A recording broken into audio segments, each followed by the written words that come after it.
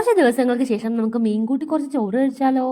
ഭയങ്കര ശോകമാണ് കേട്ടോ മീനില്ലാത്ത ചോറ് കഴിക്കാനായിട്ട്. ബീഫല്ല, ചിക്കനല്ല, എന്തൊക്കെയുണ്ടെന്ന് പറഞ്ഞാലും മീൻ കറി കൂട്ടി കഴിക്കുന്നത് അത് വേറെ ലെവലാണല്ലേ. അപ്പോൾ ഞാൻ കുറച്ച് ദിവസത്തെ കാത്തിരപ്പിനൊടുവിലാണ് ഇന്ന് നമുക്ക് നങ്ക് കിട്ടിയിരിക്കുന്നത്. നങ്ക് എനിക്ക് ഒരുപാട് ഇഷ്ടമുള്ള മീനാണ് കേട്ടോ. തേങ്ങയും മുളകും അരച്ചിട്ട് മാങ്ങയിട്ട് വെച്ചാൽ അടിപൊളിയാണ്. പക്ഷേ നമുക്ക് മാങ്ങ ഇല്ലാത്തതുകൊണ്ട് നമുക്കിന്ന് പുളിയിട്ട് വെക്കാം. അപ്പോൾ എന്തായാലും ഞങ്ങൾക്ക് ഒന്ന് വെട്ടി കഴുകി എടുത്തിട്ടുണ്ട്. നമുക്ക് അരപ്പൊക്കെ റെഡിയാക്കി നമ്മൾ അടുപ്പത്ത് വെച്ചിട്ടുണ്ട്. അപ്പോൾ ഇന്ന് നമുക്ക് കറിയായിട്ടുള്ളത് നങ്ക് കറിയുണ്ട്. പിന്നെ നമ്മുടെ പപ്പരങ്ങ, ഞങ്ങളുടെ നാട്ടിൽ പപ്പരങ്ങ എന്ന് പറയും, ഇവിടെ പപ്പരയ്ക്ക എന്ന് പറയും. ചില നാട്ടിലൊക്കെ, വേറെ നാട്ടിലൊക്കെ എന്തൊക്കെയാണെന്ന് എനിക്കറിയത്തില്ല. ഞാൻ പപ്പരങ്ങ എന്നാണ് കേട്ടോ പറയുന്നത്. അത് വെച്ചിട്ട് നമുക്കൊരു തോരനും ഉണ്ടാക്കാം. പിന്നെ 2-3 അയില കഷ്ണം ഇരിപ്പുണ്ടായിരുന്നു, അതും ഞാനൊന്ന് വാർത്തെടുത്തിട്ടുണ്ടായിരുന്നു കേട്ടോ. അപ്പോൾ അതൊക്കെയാണ് നമുക്കിന്ന് കറിക്ക് ഉണ്ടായിരുന്നത്. ഒരു മീൻകറി ഉണ്ടെങ്കിൽ ഇതൊക്കെ തന്നെ മതിയല്ലേ, നല്ല സുഖമായിട്ട് ഊണ് കഴിക്കാം.